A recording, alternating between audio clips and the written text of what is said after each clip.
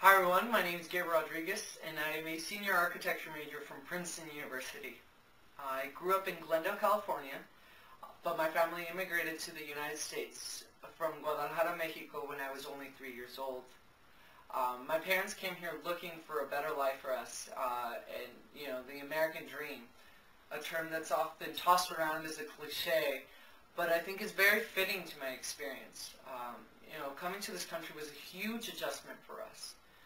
At the time, we lived in a very small, cramped, one-bedroom apartment, and I can still remember that all five of us, were crammed inside inside the apartment, and we didn't even have furniture. In many ways, being an immigrant has shaped so many facets of my life. Academically, the achievement gap for me meant something very different. In terms of language, I was at a disadvantage. Economically, my family was at a disadvantage. And even legally, I was at a disadvantage. Up until my sophomore year of college, I was actually undocumented.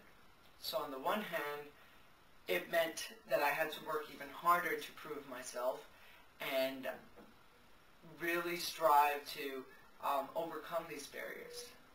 But on the other hand, it was kind of disheartening that there were so many doors that were closed off to me because of the lack of economic resources and the language barriers, and then on top of that, the lack of legal status.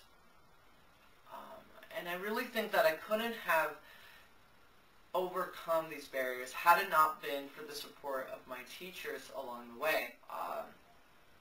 I know firsthand how important it is to have a teacher there that's motivating you and that believes in you. And I think that often we underestimate the power of simple encouragement. I'm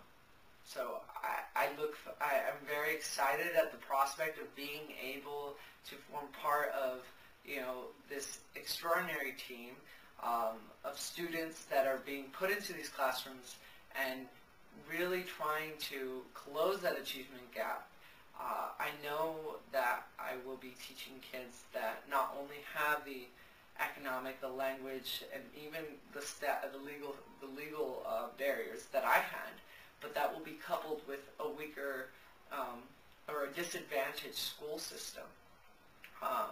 So I know it'll be tough and I know it'll be challenging, but I think it's a responsibility that we all have in some way or another to really try to equalize the playing field.